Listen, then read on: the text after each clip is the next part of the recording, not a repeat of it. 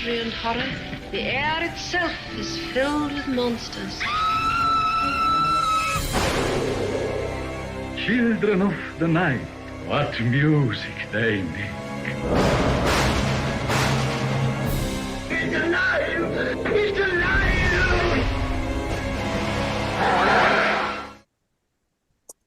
Well, hello, all you monster fiends. Thank you for joining us for another deep dive, factoid-filled episode exploring Hollywood's most famous monsters. I am your master of ceremonies, Sam, and I am joined, as always, by Dan from Bleading Marvelous. Say hello, Dan. Hello, Dan. Oh, very subdued. Changed up a bit there. Woo. And we are joined today by a very, very special guest. We have one of the most talented tattoo artists in the UK. I'm going to blow smoke up his ass because he's absolutely fantastic. We have Creature from the Black Tattoo. Hello. Say hello. Hello. Don't listen to it. Talking shit already. I really fucking not, because his tattoos are absolutely amazing. His drumming's amazing. His collection's amazing. I'm a fucking fan. So there you go. Well, I wouldn't know about his tattoos. No. No, you wouldn't, would you? No. Wow. How is it? Oh, good. Hot as fuck in the northeast. How is it down south? It's been boiling the last couple of days, but today it weren't too bad. It was a bit muggy, but it was a bit cooler today. So well, we've had rain. I hate the heat so much. Yeah. Well, us Scots don't do very well in heat. No. But yeah, we've had rain. I would give you a different weather report, but Gareth lives 20 minutes down the road, so there's no point. So the same. It's weird. I'm the only northerner here today. I'm usually outnumbered massively. Yes, massively. It's me this time. Geordie's, Mackhams, you name it. I'm well out of. Oh, I'm pleased you got it right. I'm pleased you didn't say Geordie. I would have been furious. I said Geordie's and Mackhams. I was going for both. And Yakkers. You're allowed to Geordie then. So it's just rivalries. If we're Mackhams, what are you guys? Twats. It depends what part of the east of England you're born. I mean, Deliverance is our national anthem round here, isn't it? So, banjos. Yeah, Julian banjos. So, I don't know what you call us. We're just here. You're just there. Is it just the northeast who get branded with specialised names? Well, Must be. Right, this week's episode is all about Predator. So, I'm going to get my very special BBC disclaimer out the way with, and then we'll crack on with this week's episode. So, everything discussed in today's episode is our opinions and our opinions alone. If you'd like to discuss anything from today's episode, please come and join us in the Facebook group or the comments section where we can have an open discussion. What we won't have is anyone coming for us and telling us our opinions are wrong. We can all agree to disagree in fandom, so let's keep it fun, keep it kind, and keep the toxic behaviour out of nerdism. Thank you. Well done. Thank you. If Gareth wasn't aware, that was said on the BBC. Was it? It was. Very proud moment in my life that someone actually put that on there. That's cool. Yeah, this podcast recently went on the BBC Newcastle, so we got a bit of coverage. We did.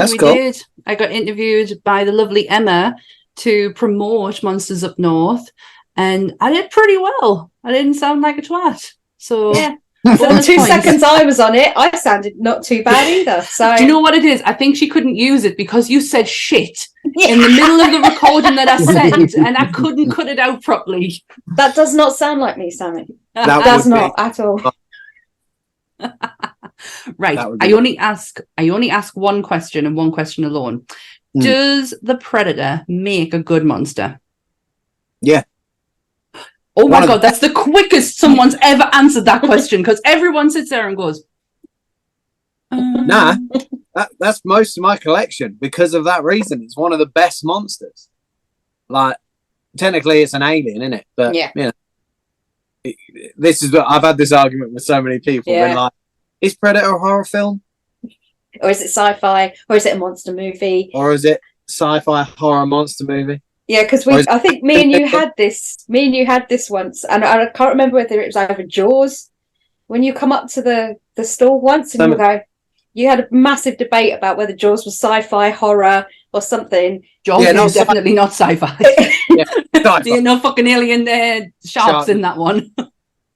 No, I think it was. I swear it was like we was talking about. I know it's already off topic. Jurassic Park, because the first Jurassic Park is a bit of like a horror monster movie in itself. Yeah. Then the others are a bit more, and they like Lost World and that. But the first one's kind of really focuses on the scariness of the dinosaurs, whereas the others kind of got a bit like, look at this dinosaur. So I said to you, the first one, you could consider it some sort of like horror film, the first Jurassic Park, to a degree. Obviously, it ain't like Nightmare on Elm Street, is it? But you know, no. Yeah, the T-Rex comes out with a glove. But if it was, yeah, but like that, you know, the bit with the T-Rex and the glass when it's trying to eat those kids, that was terrifying when I was a kid when I saw that. But if I don't forget to do the question, I have now forgot to do the fucking intro.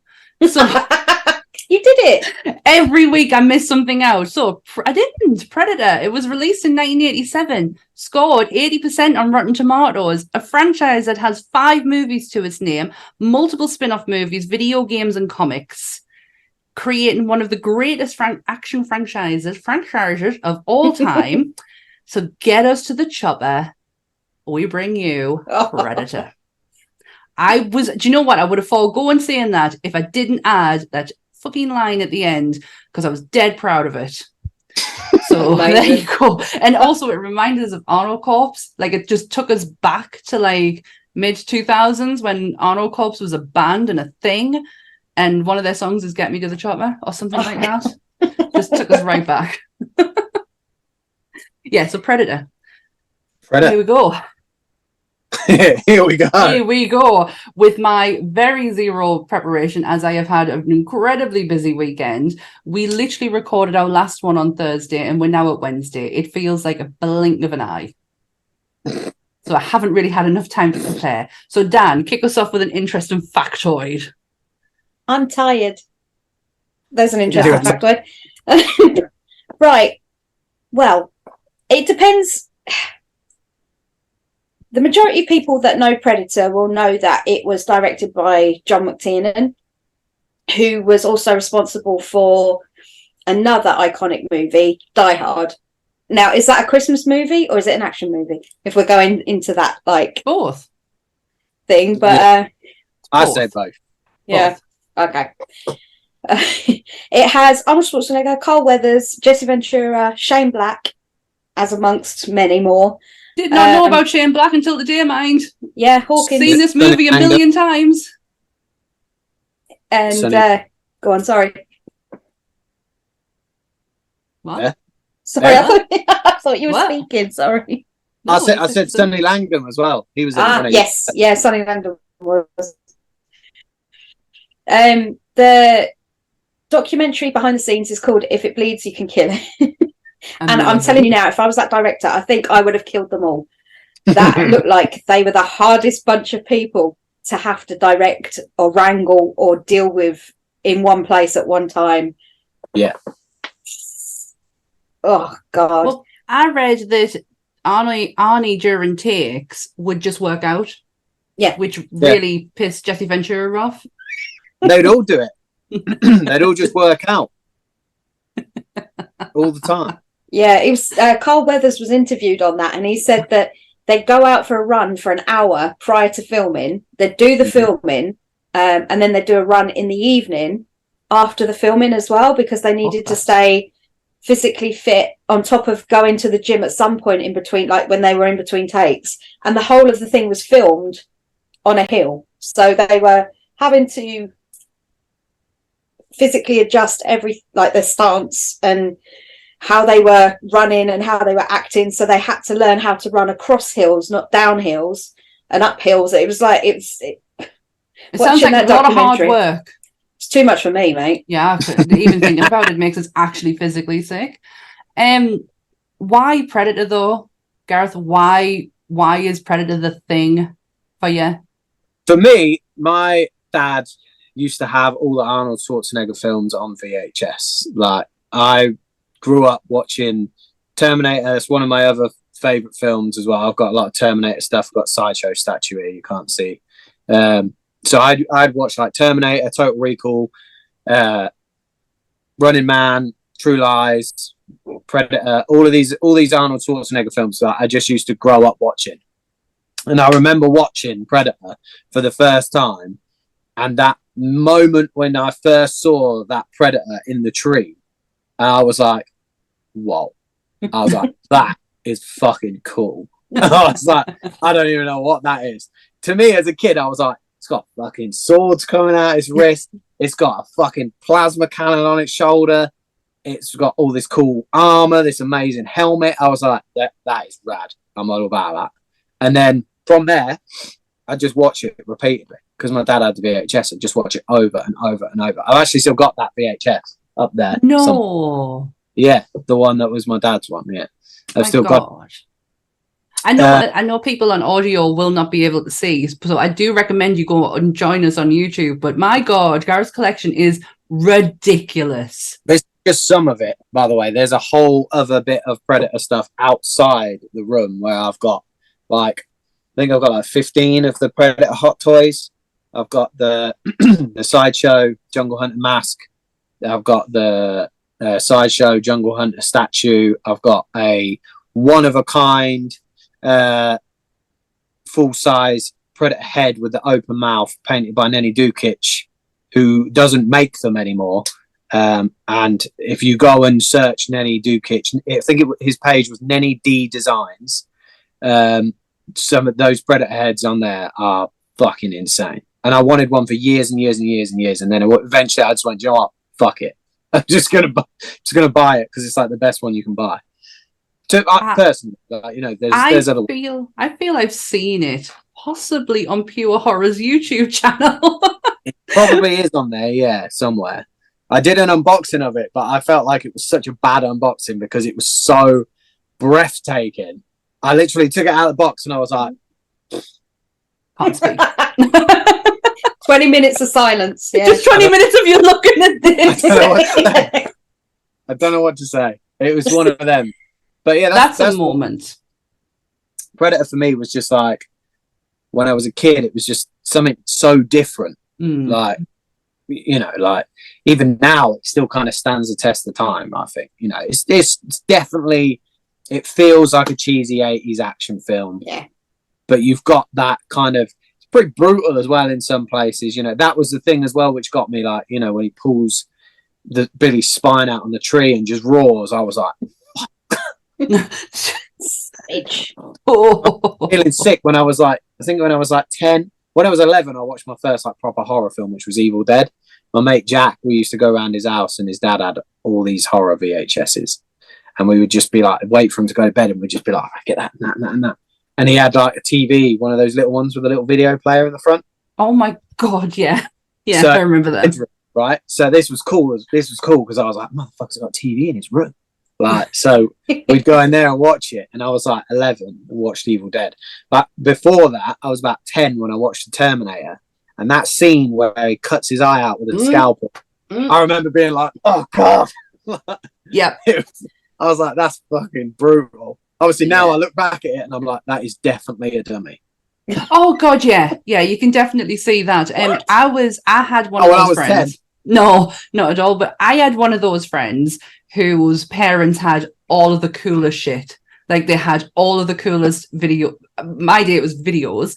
And we, regardless if they were up or not, we sat and watched everything. I got introduced to Elvira when I was about 7, 8 years old. But my first ever horror was fucking Dolly Dearest. I've never owned dolls because of that.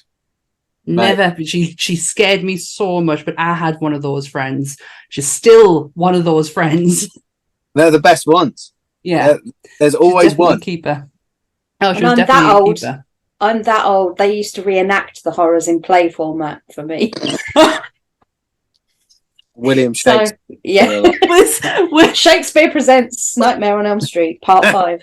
So Do you know what? yeah. I didn't That would have sleep. been hilarious. I didn't sleep in a bed for about 10 days after I watched The Nightmare on Elm Street, the first one, because I was just paranoid I was going to get sucked through the bed like Johnny Depp. I was like, no, if I sleep on the floor, that can't happen. Yeah, See, mine they was can't put you through the floor. Mine was the bit, you know, where he comes out the wall over the bed. Yeah. Yeah, that was it, because I had a white wall above my bed when I was little, and I was convinced he was gonna just come out. Oh, no, when I was a kid. When I got over me Dolly Dearest fear, nothing scared us. And nothing scared us after that. I wasn't scared of Freddy. You know, Michael can go and do one. Like, I was not scared in the slightest. But the minute I met Hannibal Lecter, that changed everything. I can't do, and I can barely say the word because it makes me stomach churn, cannibalism.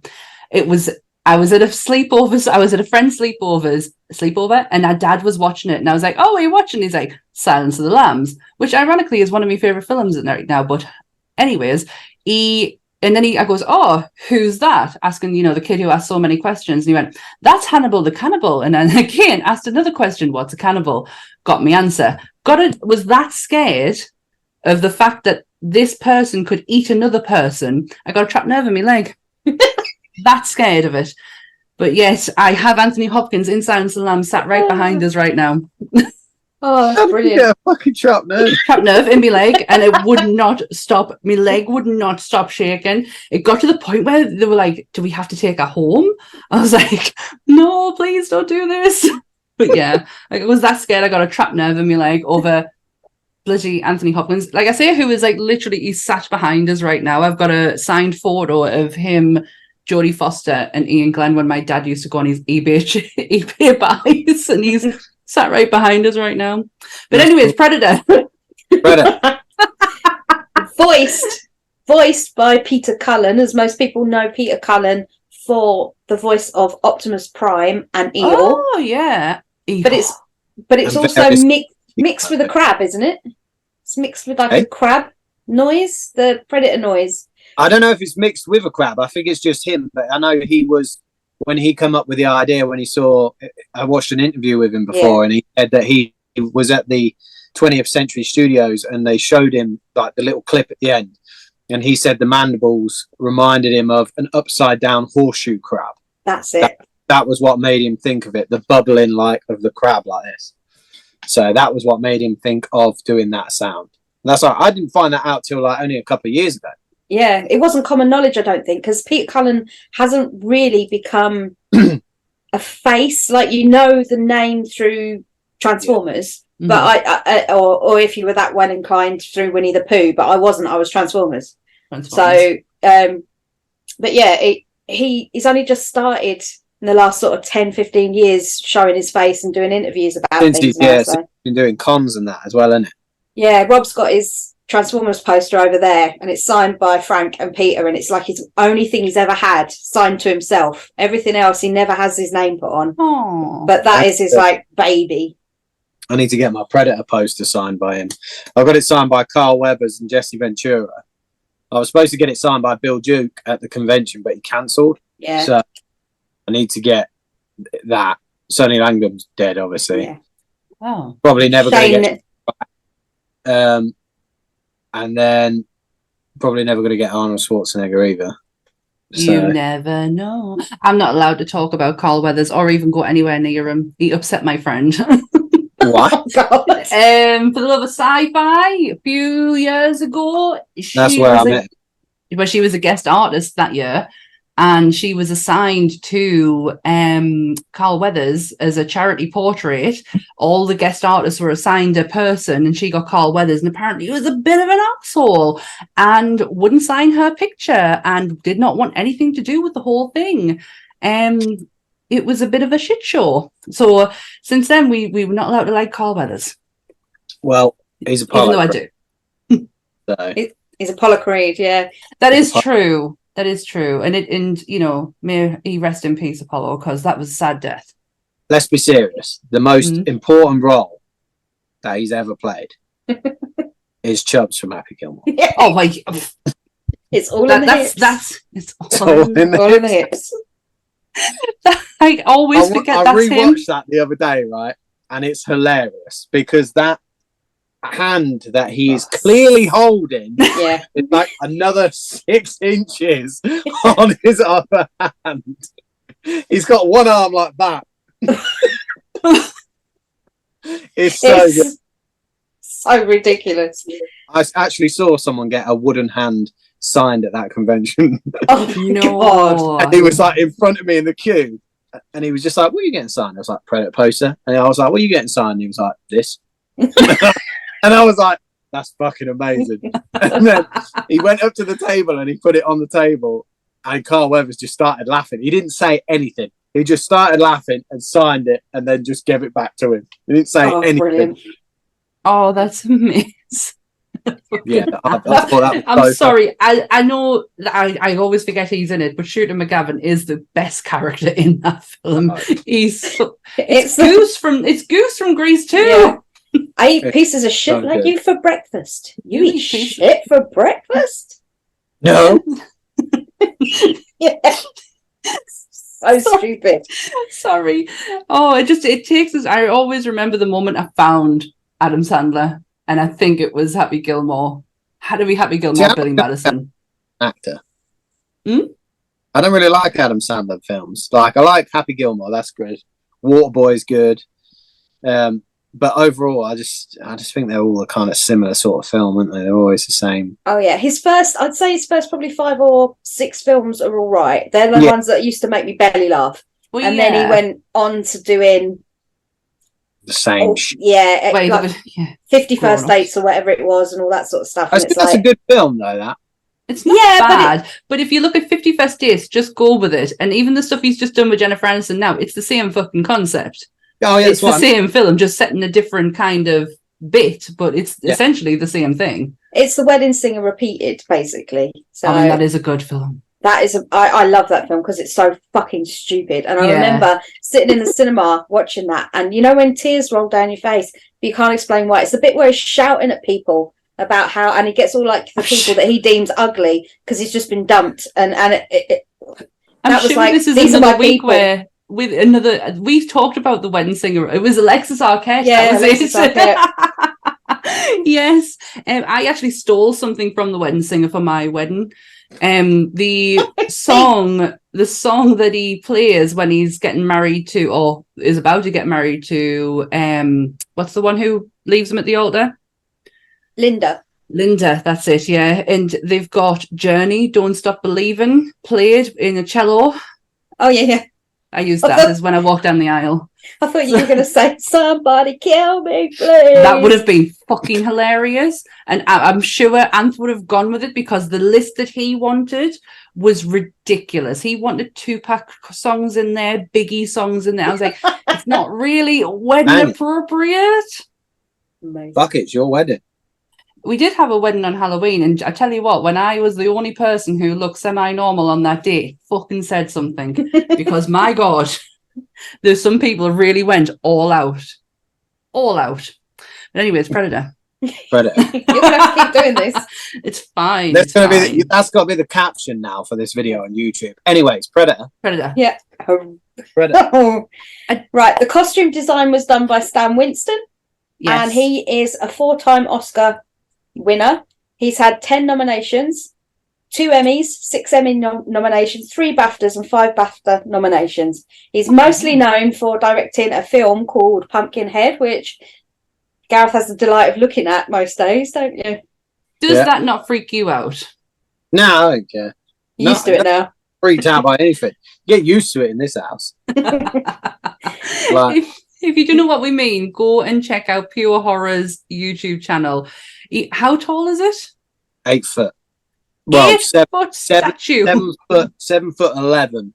It's like there's about this much space between his head and the roof. Jeez.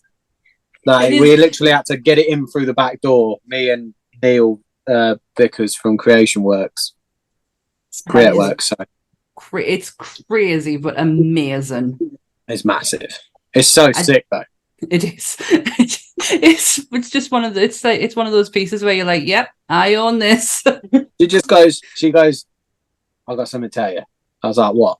She's like, You know that life-size pumpkin head? I was like, yeah. She was like, I've bought it. And I was like, oh, where the fuck is that going to go? She was like, Do you know in that what? corner.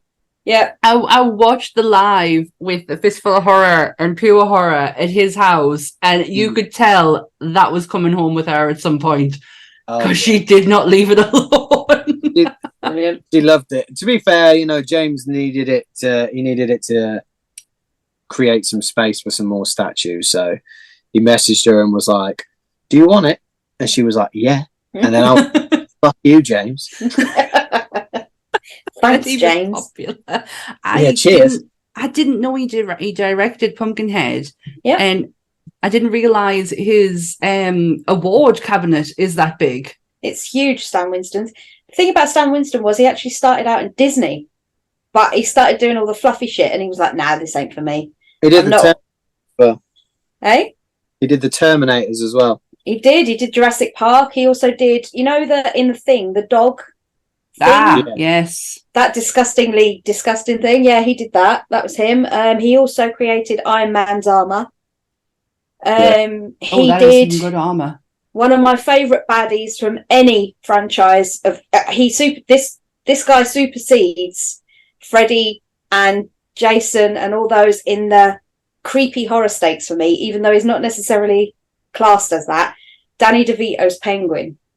He, to me, was like one of the most saddest yet horrifying creations ever made. Do you know what? For all it's horrific to look at, it's actually something quite beautiful as well, especially from a costume makeup side of things. Well, V. Neil did the makeup, but Stan Winston designed the character for Danny, and I love it though. I'm still going back and forward, Gareth, of having him as that. I'm like somewhere in between Always Sunny or the Penguin. Yeah, it's like I'm gonna say, can I just give you my opinion? Because you've got Dwight, I think you need Frank.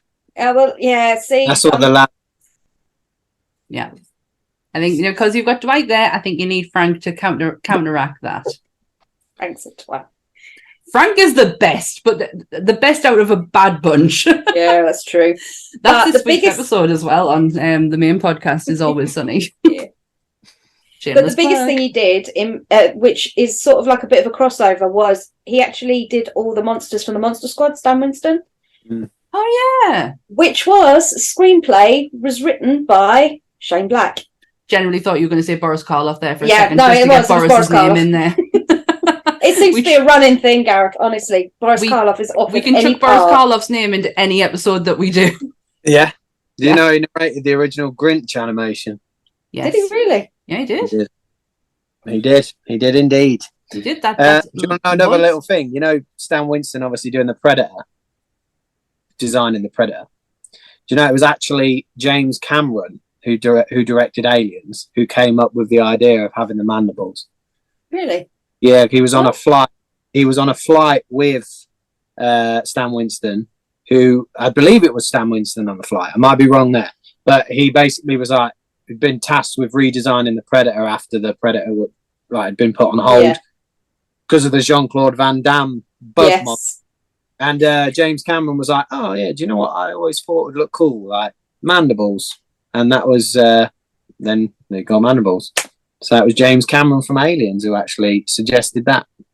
Because Stan Winston was recorded as saying the studio plopped down that design of the Jean-Claude Van Damme alien and went, right, this is what we want. And Stan Winston went, no, I'm not making that. And they went, well, this is what we want. Either you do it or find someone else. So he went, it ain't going to work. I'm telling you, this isn't what you think it's not going to look the way you think it's going to look.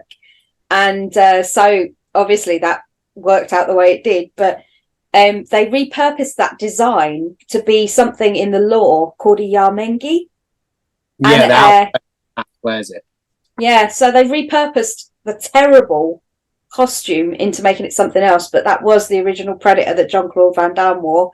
And apparently the reason why he got so arsey was because he was promised it was a martial arts movie, and he thought that the Predator would be like proper MMA in his way through the fucking jungle. Wearing a red suit. Yeah, looking like a weird lobster, Just wearing a red suit the entire time. That's what I read earlier about. I did read about the red suit, haven't because it counteracted with the green obviously the greenerage. But there was a suit. I'm so confused by that. So what was the red suit and and then they had the actual suit, which apparently weighed 200 pounds.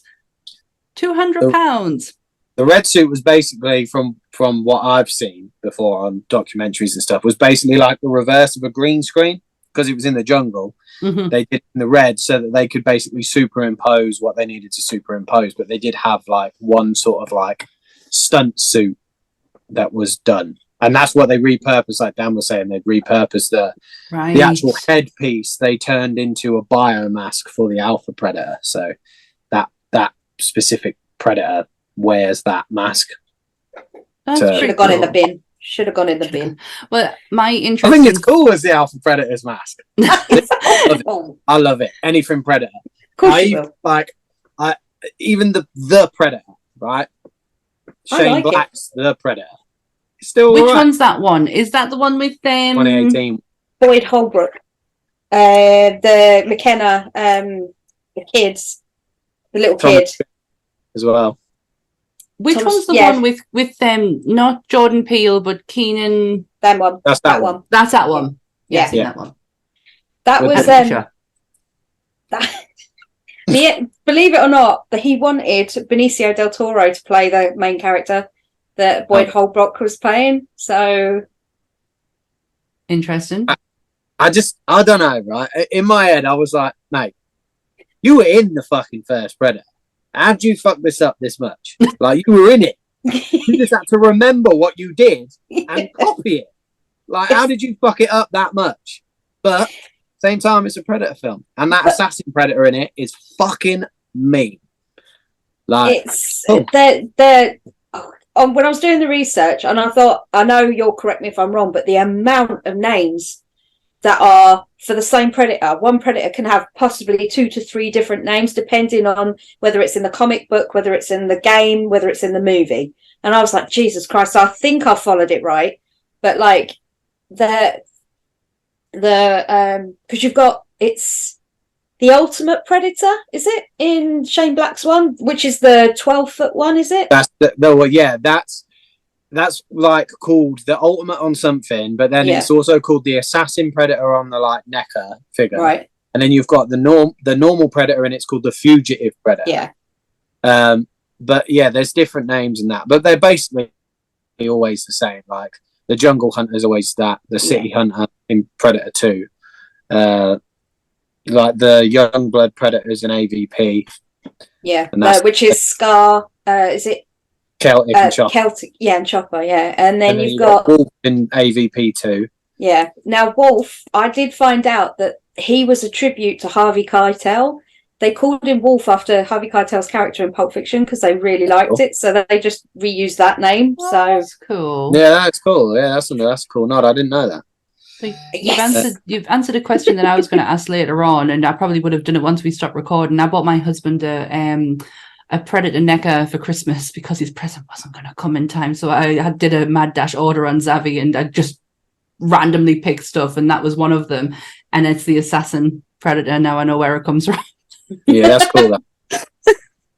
I try not to collect all of the Predators, right? Because sometimes I feel like they just make Predators up to just sell them.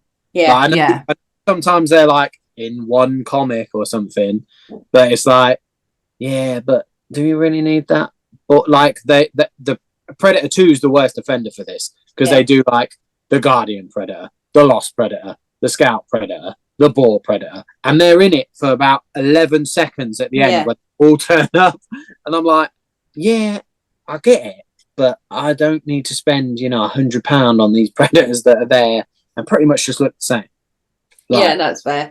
The Temple Guard. You say that with the mass amount of Predators sat behind you. Yeah, but they're mainly all film ones, right? I'm a big fan of like I've got some of the comic ones, but just like ones that I like though that are cool. Yeah.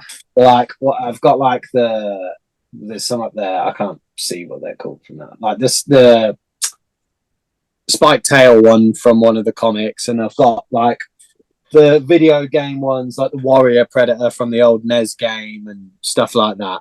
But I mainly just collect the movie ones. Mhm. So I've got like all the Predator 2 ones. I've got like the City Hunter, the Elder Predator, you know, the Jungle Hunter from the first one, all the AVP ones and stuff like that. I tried to just channel down that because I feel like if I start collecting everything, then you need to have a game plan.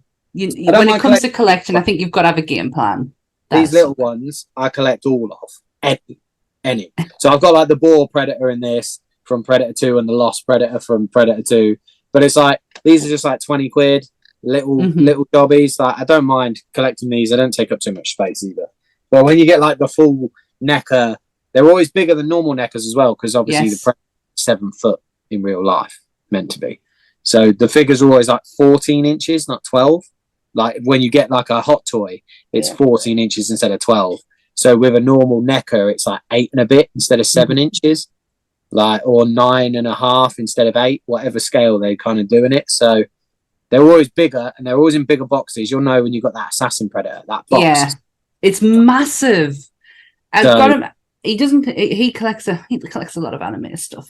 We'll not hold that against him though. But I did buy him a Godzilla NECA because I was trying to like steer into, let's start this kind of collection, and it didn't work, so I ended up buying him that Predator. And it's the difference in size to that one, to the Godzilla, to that one, was ridiculous. It's huge and it's chunky as well. The Godzilla one's pretty cool though. I got him black. Was it the black and white one? I thought that one looked really cool. I wasn't too keen on the color.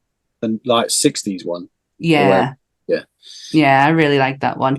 I did learn about Kevin Peter Hall and the very short life that he had. Yeah. That's really sad.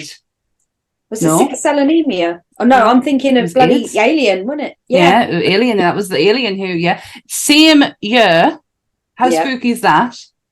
That the Alien and the Predator died in the same year, but he died. He was AIDS. Jeez. Yeah. And he was over 7 something tall, and he played Harry and the Hendersons as well. He played that. I didn't know that. That was his last role. Yeah, because he did Predator 2 as well. Yes, he did Predator 1 and 2 and Harry and the Hendersons, and that's when he found out he was sick, and it was very quick illness. Like, as we know from the 90s and the AIDS epidemic, it just wiped clean out, which is absolutely awful. But he looked like a massive man, like huge. Do you know how I said that Lon Chaney Jr. was hulking? That's not hulking. No. That's just a picture of him. You saw him in that the documentary "If It Bleeds, He Can Kill It." I think they do a lot of photos. I don't think they interview him. I can't really remember. I've watched much. There is one documentary or something where they interview him somewhere. There is one. I've seen so many over this last week. I'm starting to. She was like, I just need to get tonight out the way with, because I need Predator to get out my head. Well, this is it, right? This is how Predator obsessed I am. I didn't watch it. You told me, you're like, why did you top yourself up? I didn't do that because I till today. I literally, like I said to you on, I think it was Sunday, and I said, oh yeah, I'm just back to back watching them because I couldn't. I remember AVP. I remember, unfortunately, an abomination that is Requiem. I remember Prey because obviously it's the newest one. Predators, the Predator, I'm going to die on this hill here, right? Requiem is not as bad as everyone thinks it is. For me, it's the storyline. Wait. Right? The storyline is cool when you know that Predator, the wolf Predator, is meant to be banished because he's a bad blood predator, like because he's had a dishonorable kill. This is meant to be, I don't know how true this is because I've read multiple things. Right. But the backstory is that's why he's got one mandible missing, because it was ripped off by an elder. Right. Apparently. Again, this is all what I've read. This could be bollocks. So don't come at me in the comments. This is wrong. Right? But this is what I've read. Discord, be kind. Yeah. No, you don't have to be kind to me. Don't worry about it. But but apparently that's why I had the mandible ripped off. Right. That's why when the distress signal goes off of the alien on Earth, he goes to Earth to kill it to regain his honor. That's meant to be the backstory. See, now that is good, but when you look at it in face value, and it's kind of, I think it was 2004, that one ish, mid 2000s ish. I think it's 2000. I think it was later than that, 2006 or 7. It's at the point where it feels like it was set up to be like a teenage slasher by the storyline, and that boat sailed late 90s, early 2000s, you know, with Scream and all that. That was the time for it then, and it felt like it was written for that period of time, and it just didn't translate into the movie that I feel like it had the potential to be. There was too many teenagers. There didn't need to be teenagers. It just felt like it needed to be. They had the Pred Alien, which is something that people were really, really curious about, weren't they? They were like, it came out of Scar. Was it Scar? Yeah. It was Scar, didn't it? Yeah, the chest burster came out of Scar to create the Pred Alien. And like people were like really excited at the end of that because they thought, oh, you know, we're going to get a crossover. It's going to be fantastic. And it just felt a fluke when they nuked them. It was like, that was just like, oh, really? We're just going to nuke people now and that's it. And that's the end of the story, is it? How do you end a movie? Nuke them. Well, they got rid of it. But but think about it, right? That's what happened at the end of the first one. Oh god, yeah, he set his own off, didn't he? The Predator fucking blew himself up. Yeah. Right? But tried to nuke everybody. All right, I'll shut up now then. And it happened at the end of the second one. When the Predator tried to kill himself. That's what they do in the law. It's to stop anyone getting hold of their technology and stuff. Right. That's why they blow himself up. So technically, you know, it was the same. The only one that's really different is AVP. Because even Predators with Adrian Brody, which I fucking love, by the way. Anyone who says Predators is shit, I've heard that so much. It's not.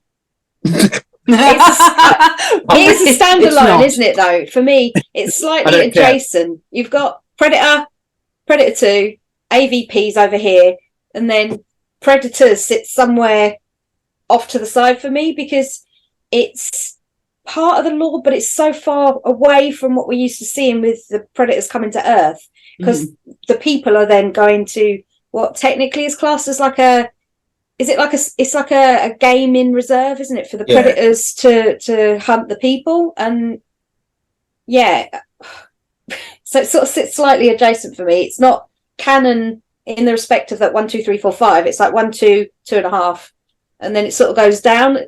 Because it doesn't sit linear in, like I say, that sense for me. But I just love the super predators. Though. Those fucking super predators are the fucking bomb. They're the ones that they were killing the jungle clan, weren't they? Yeah, they're the ones that hunt the normal Yautjas. Yeah. Love that word. I was going to ask you how it said because I've got it written down. I was like, I'm not going to attempt it. That's how I've read and heard it said. That could be wrong. All of this could be wrong. Well, this is why I put the disclaimer at the beginning. So it's like we've already put it out there. If it's anything like other fandoms, you know, like fucking Scream or Halloween, there'll be someone that goes, all of that he said's bollocks. He calls himself a Predator fan. What a dickhead. That's what they say about me normally, so don't worry. So yeah, I am a Predator fan, but I'm also an idiot. So I might have read all of that wrong. I've never watched a film of Predator where I've not enjoyed it. If in all honesty, I've not sat there and went, well, that was shit. Because I've always found something that I thoroughly enjoyed in it. But the one that really got us was Prey. Yeah. I thoroughly enjoyed that. I was proper invested. Prey is very, very good, considering what they did with it as well. Mm-hmm. There is a couple of bits in it that really piss me off. But at the same time, it's phenomenal for what they did on such like a budget as well. The story's sick. You know, I don't like the way the Predator looks. No, I hate it. Right. I don't understand why they made it look like that. I don't understand why the Predator has more fancy technology than the predators in the older movies. Now, I know obviously that's because of the times, but chronologically, the other one, like the first Predator, set in the 80s, right? This is set in like the 1800s, right? So, I don't know. In my mind, that Predator, I know he didn't have like a plasma caster or a shoulder cannon or anything, but he did have that like magical shield that just like appeared out of it. Yeah. And it was like, there was a lot of tech that he had that I was kind of like, if this is supposed to be like 100 years before the other Predator, why is your stuff more techy than that one?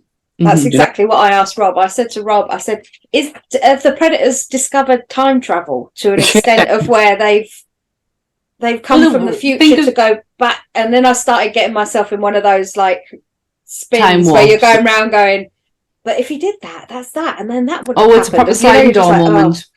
You put yourself in a paradox. Yeah, a proper one. It was a great film though. It was very needed at the time as well, because it was the middle of lockdown, wasn't it? And it was like, I think it was the middle of lockdown when they started it. It was, yeah, but I'm sure because it went straight to Disney Plus. Yeah, it did. Yeah. So I'm guessing that one was the feral predator, wasn't it? Yeah, the feral predator. Yeah, that's what we call Beatrice. That's what I call my cat. She's never been outside a day in her life, and she acts like the most feralest cat you've ever met. That mask though, that biomask for the feral predator was sick. Like with like the bone plate and that on the head. Yeah, I thought that was so cool. And then it was a really good film though, really good. But I enjoyed it. I really liked the one with not Jordan Peele. His partner, I can never remember his name. Michael Keaton Key. Yeah. Yes, that's it. I can say it when I'm saying Keenan Peele, but I can't think of his actual name. But I really enjoyed that one. I'm going to be very honest. I've never seen Predator 2. Yeah. If I was off on Tuesday, I would have done all my homework, but I wasn't. I had to stupidly take last Thursday off, so I missed my Tuesday off. And Anth last night was like, shouldn't you be doing some research? Shouldn't you be watching Predator 2? And it was like, shouldn't I be going to sleep? Because that's what I'm going to do. So yeah, I missed out. I could have watched it last night. Predator 2's sick. Yeah, again, another one that gets loads of stick for it. Like loads of like hate Predator 2 because it isn't as good as the first one, but it's a different type of film. It's completely different. And if I'm right, and I'm going to get hauled over the coals if I'm wrong, but Gary Busey was the first person to refer to the Predator as the Predator. They don't say that anywhere in the first movie. No, I don't think they do. Well, they wouldn't. No. So when you watch the second one, you've got Gary Busey's playing this Gary like Busey, man. Honest to God, it's that when is like he was weird scientist guy, isn't he, in a silver suit. Them fucking teeth. Honestly, and I mean his demise is pretty satisfying. He gets cut in half by it's the disc, isn't it? I should have watched it.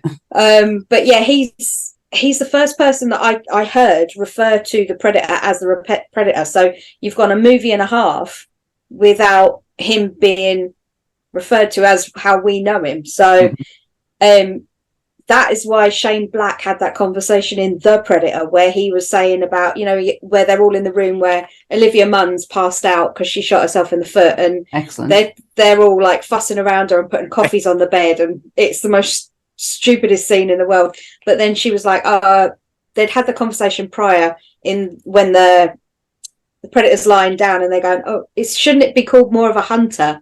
Because a predator preys to, eat, and a hunter hunts for sport. And like, they were like, yeah, but Predator sounds cooler. And that was the story on why they named it the Predator, because it was originally called the Hunter. So yes, because that's what the movie was going to be called. I remember that fact now. That was what the movie was going to be called, wasn't it? Was the Hunter.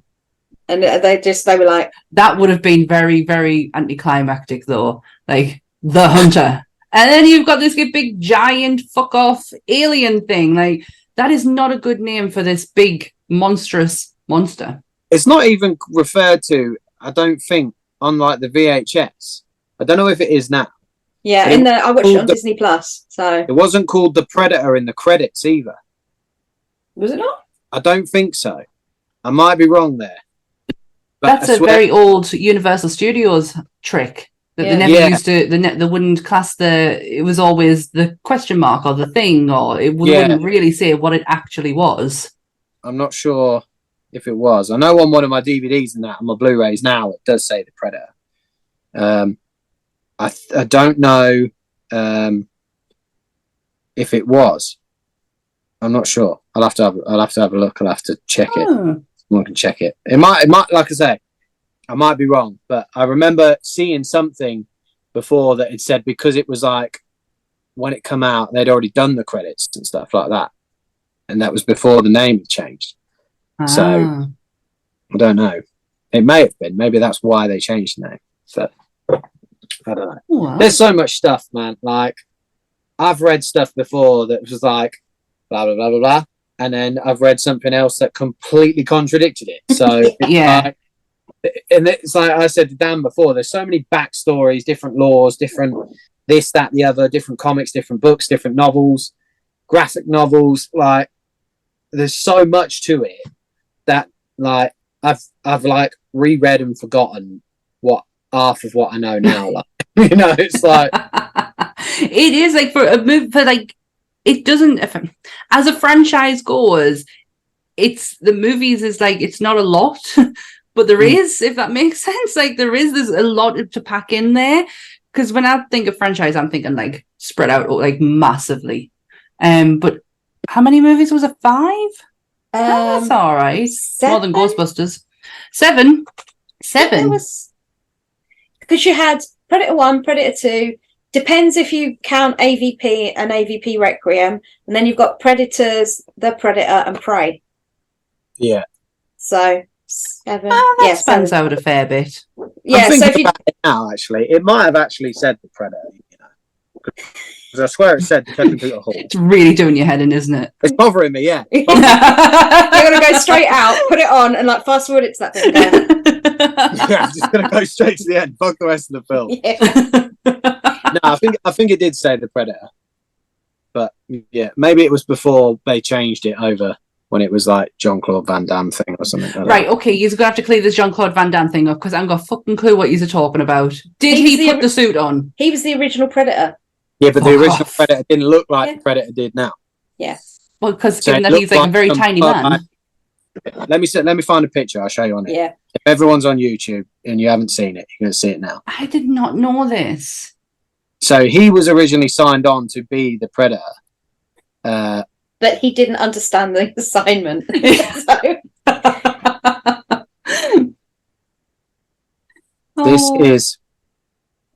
This is a screen grab. This must be the stunt suit that Dan was on about. Look. Yeah, absolutely. Okay, I saw that image today, and I didn't know what it was. That was the original, because that's the scene there. Look, where there's Carl Weathers with his arm cut off. If you're listening to this on audio, you're gonna have to Google it because have to go and Google. Yeah, but wow, yeah, I saw that image today and I did not know what that was referring to. It's like the Jar Jar Binks of like Predator. It's so cool. I think it's still cool though. They did. I swear they did it. NECA did a figure of it as well. I think they must have done because, like I say, it is part of the law now. That god awful looking thing, but it's definitely cooler now though, isn't it? I was going to say, but are you just saying that because of how cool it looks now, or do you generally think that is that shit? I don't think it looks like a cool alien, you know what I mean? It just kind of looks a bit like, I don't know, even like the jaw and that, it looks a bit like a horse skull. Yeah. You know, I don't think it would have had the success it's had. No, because I literally only enjoyed, you know, Predator was a good film, but when I saw that bit where the Predator's hanging in the tree and the camo comes off and it's got this helmet and this gun and these big blades coming out of its arm, I was like, that's cool as fuck. I've just figured out when I grow up. That's what I've just figured out what he actually looks like and what Beta Ray Bill. He looks. There's a Marvel character in the Thor universe called Beta Ray Bill, and he is from the comics, never been introduced in the movies yet. Even though you do see his face in one of the Thor films, but he has a horse-looking face. Give it time, do more money. Oh, his face is being put in there, but that's about it. But yeah, Beta Ray Bill has this horse-looking face, and that's what it looks like. Yeah, that is crazy. It's a weird design, isn't it? It's odd. I genuinely don't think it would have had the success or the merchandising possibilities, or just the ability to span 40 years or four decades with it looking like that. This one has like an element of humanity to it.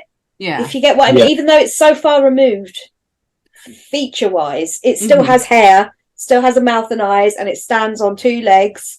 It's a humanoid, isn't it? Like, so that one, the anatomy, when you look at it, it hasn't got that same sort of, it didn't have all the gadgets, it didn't have a fetish for fishnets like this one. It's I think the main thing about it, right? The main thing in my head when I look at that is I don't look at that creature and think, oh, Arnold Schwarzenegger's fucked. Whereas with the other Predator, you look at it and you go, mate, he's like a foot taller than you, a foot wider than you. He's got blades coming out his arm. Like, he's obliterated Jesse Ventura with one shot. It's like, fuck, this thing's lethal. That's in my head, like, it's like, you can't beat it. That's how it makes you feel, that whole film, until the end. Everyone, this like commando, like elite soldiers, just getting obliterated by this thing. They don't even know what it is. Well, this is where I will do a nod to Predator the musical, which is 3 minutes and 33 seconds of pure genius. Predator the musical. Have you not seen this? What? Oh my God, YouTube, right? It is a bloke who's written a song and he's put the entire movie in 3 minutes and 33 seconds and he's done a song for the entire thing.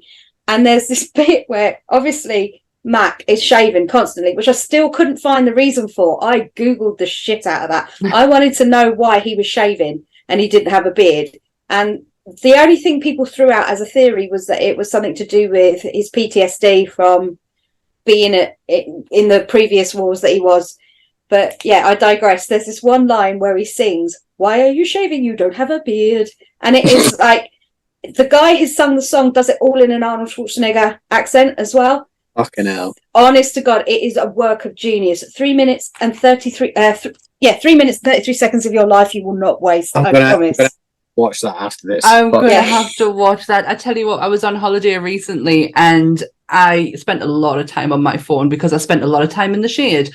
And I've come across this thing on TikTok where someone is putting a deep fake of Arnold Schwarzenegger in different movies. Yeah. Oh, it's amazing.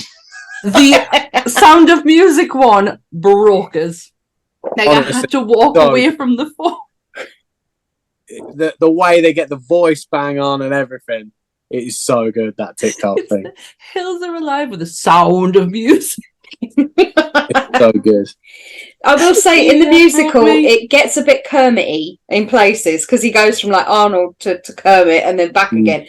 But honest to God, I don't even remember. That's the thing. I don't remember how I stumbled upon it. I think someone on the page said, "Have you seen this?" And they linked it into one of the comments years ago. So I've known about it for a really long time, and it is still one of the. It recaps Predator in that time, and it's very literal, but comedy. I've got comedic as well stuck in my head now. I'm gonna have to watch that after this. Yep. Any more interesting factoids, my dear? Well, the first movie out of all of them was the highest grossing. At the box office, it took 98 million in 1987, which is the equivalent to, because I like to do my exchange thingies, 262.3 million. Wow. That's pretty cool. Yeah. So they considered The Predator by Shane a flop in comparison. Even though it took 192 million at the box office. So it didn't do bad by any stretch of the imagination. but it was considered a flop because of the films it was up against and the type of movies that they were chuntering out at that point, which would have been your big budget Marvels and all that, because it came out in 2018, The Predator. But Shane Black is actually famous for a fuck ton of things that people don't even know he had anything to do with. I fucking do. Yeah, at 24, he was the highest paid screenwriter in Hollywood. He earned $4 million for Lethal Weapon screenplay. He wrote 1 to 4 of all the Lethal Weapons, and that's how they got Danny to do number 2. Yeah.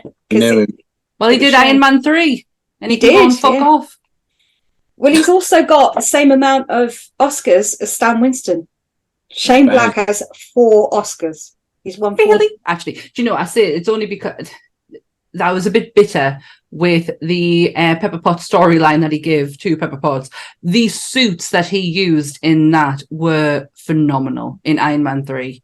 I will give props to that, but the rest of it was an absolute shit show. Go on. I got this really weird, like rare collectible I got, right? God, it's not a Shane Black action figure, is it? No, it's this, right? So this is super rare because this is clearly just like cut out of newspaper, or like a music magazine or something back in the day. But this is from 1986, and it's showing here the general release in the UK at Leicester Square Theatre on January the 8th, which is my birthday. That's when Predator came out in London on January the 8th. Oh my God. And that, well, it might have been 1988. It doesn't have the year on. How the fuck did you find that? I found it somewhere on, I think it might have been eBay or Gumtree or something. And someone was they sold this for just a tenner, just in this frame like this, right?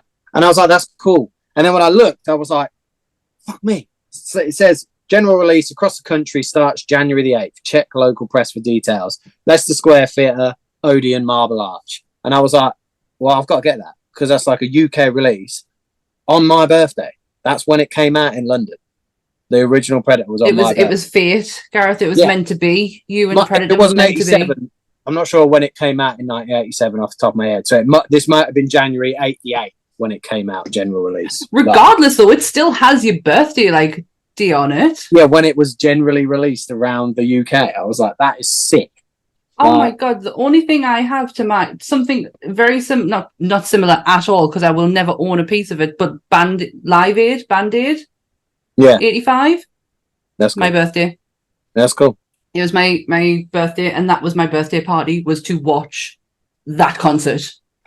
Fuck yeah. I think one of the weirdest collectibles I've got Predator-wise, and it took me a while to find it, was I've got the same razor that Max shaving with. Not the exact one, but the same year, the same brand, and the same blue colour. On purpose or by accident? Yeah, on purpose. Found it, yeah. Because there was a time when people were doing them on like a little back card in like a little plastic thing, and they were selling them for like 30 quid, and it, how you get like the Fog figure, but it's just cotton inside a little thing, so, and they were selling it like Max Razor, and I was like, oh, that's pretty cool. But I just knew that they were like thick ones from like Poundland, like.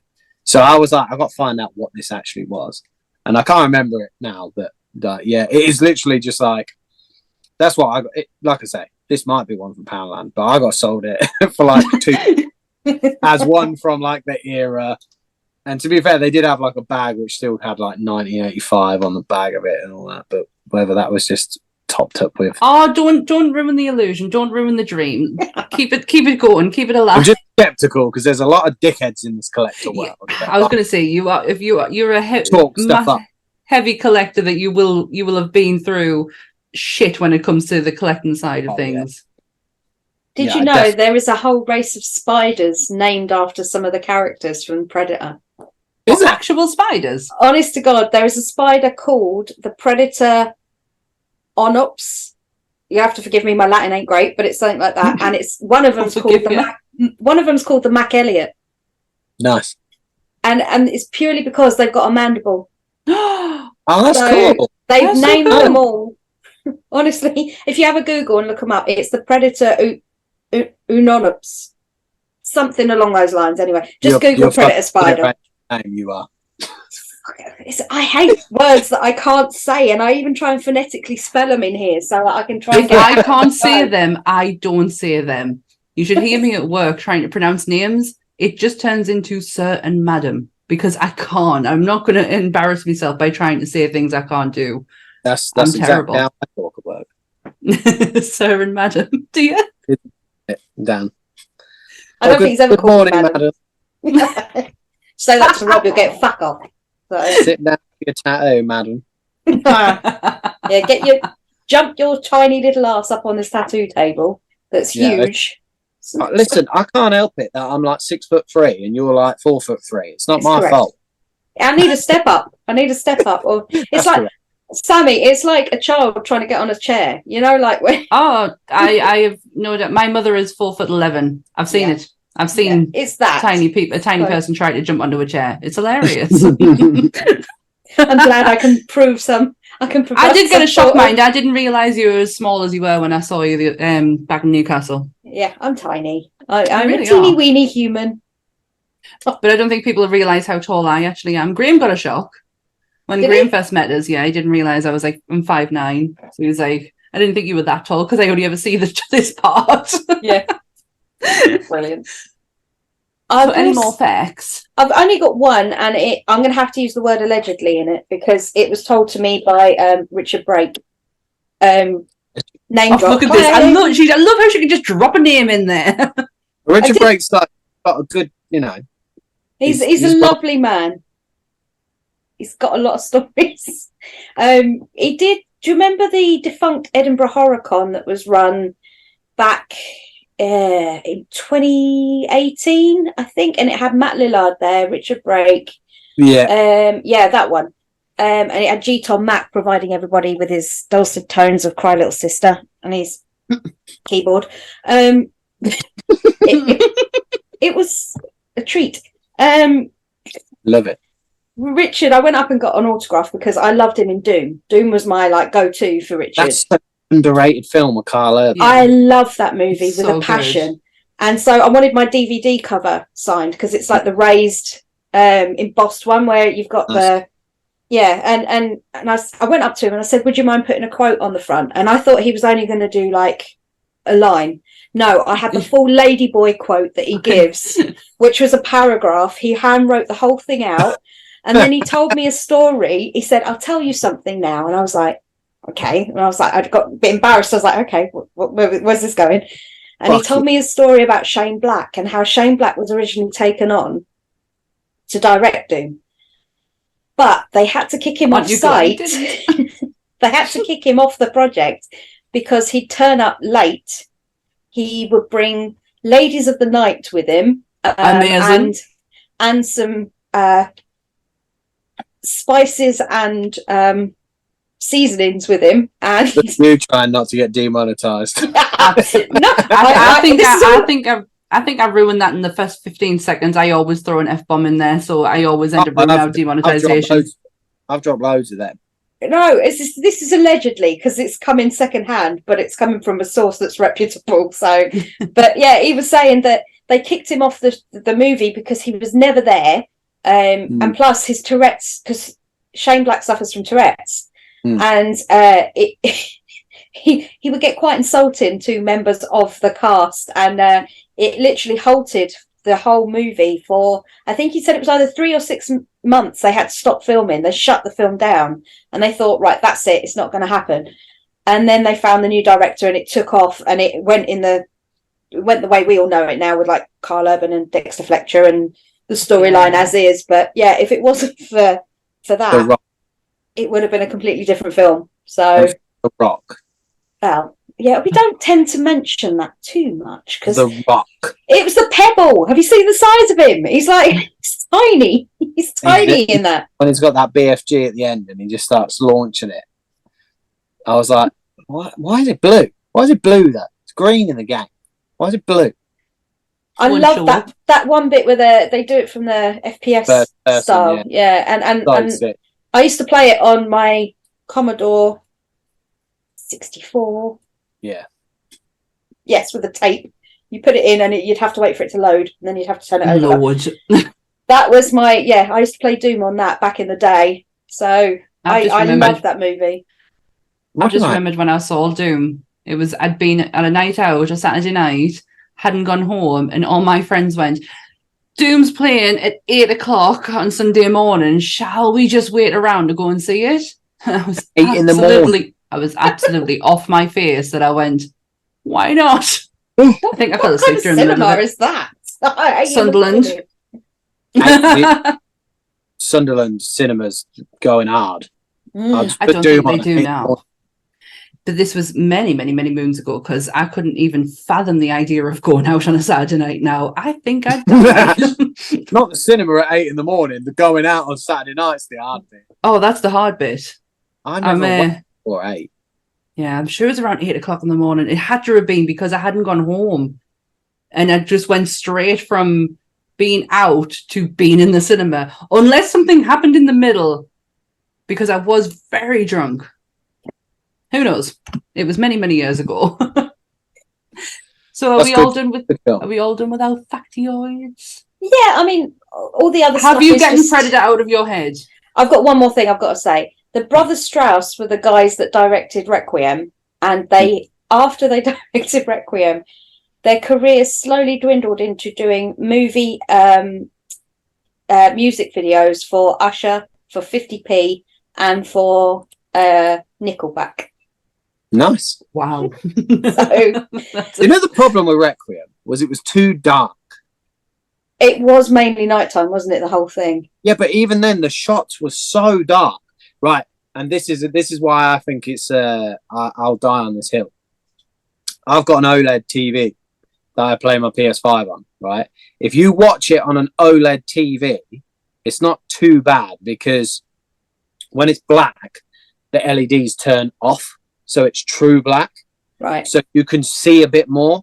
When it's on like an LED, like an LCD TV, where it's like bleached out by the lights of the black, when you can still see the lights on a black screen, then it's a bit harder to watch because it just bleaches everything out. If you watch it on an OLED TV or a QLED TV, it's actually much better.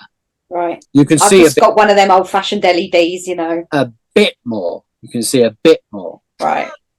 I just know I can see everything on my TV. Every crease, every wrinkle.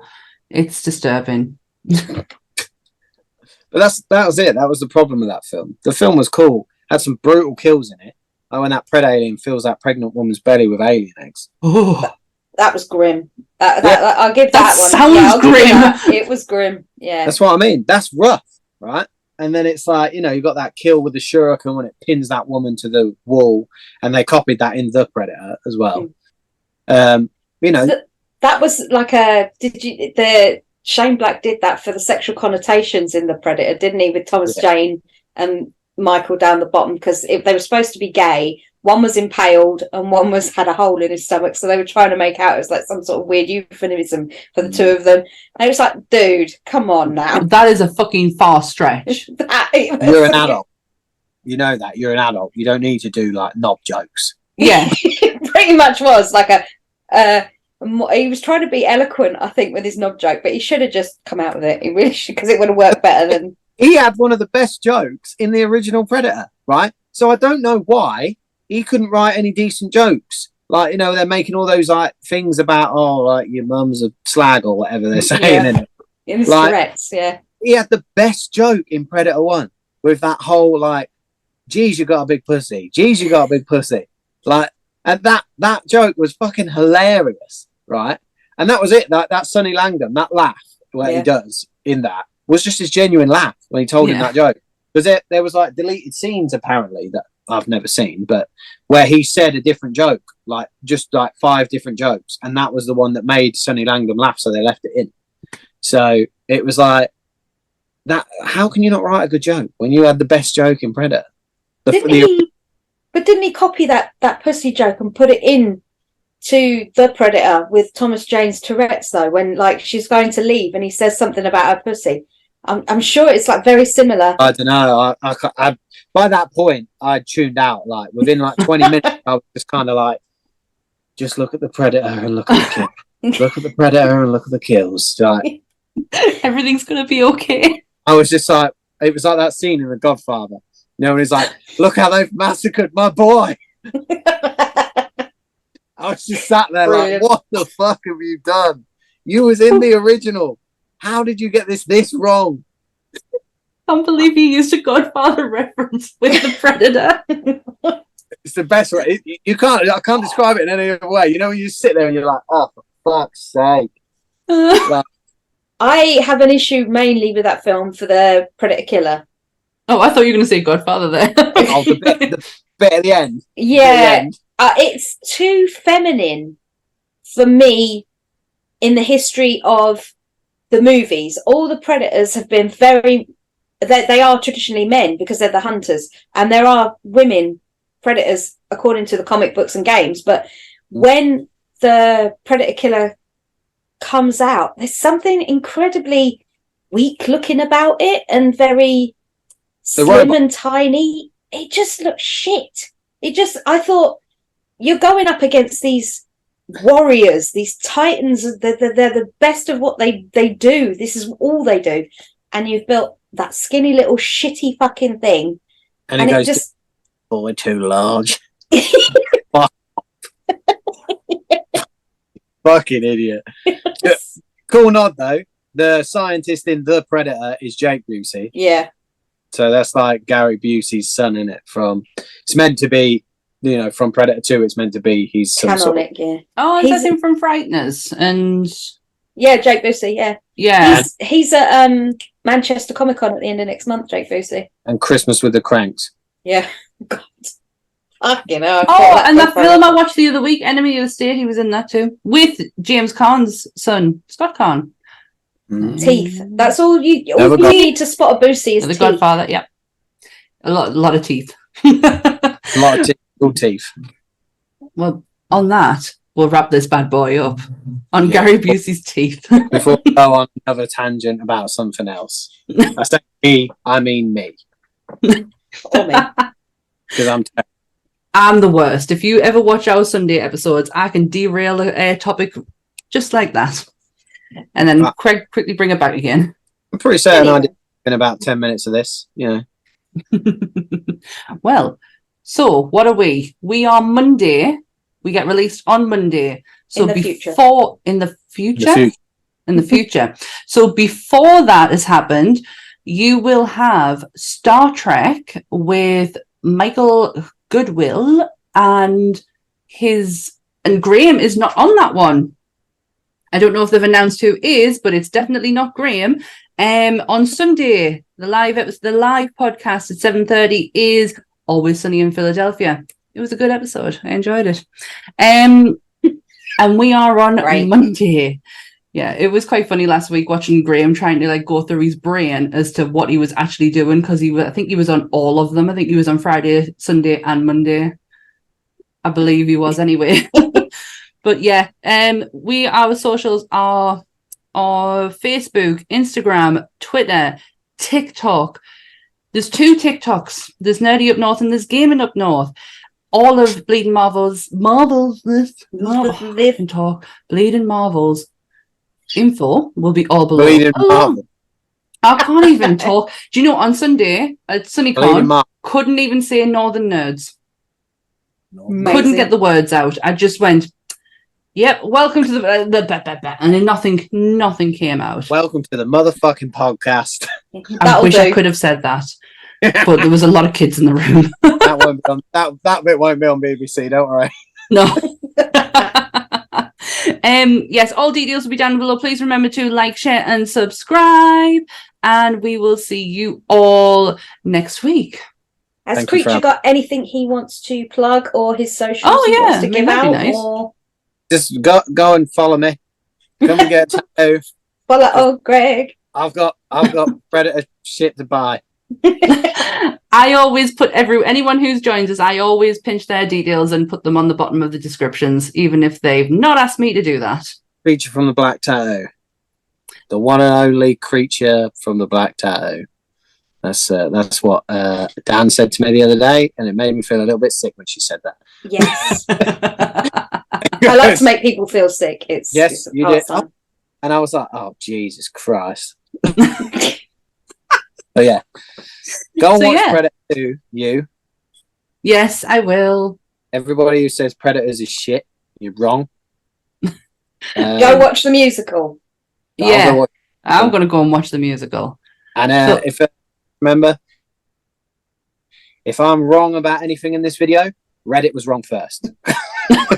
Because that's where that's going to be part of the new disclaimer now. If I'm wrong, Reddit's wrong. Reddit's wrong. Blame the internet. I'm just reiterating what I've heard somewhere else. Amazing. Well, thank you all very much for watching and stay nerdy, everyone. Bye. See ya.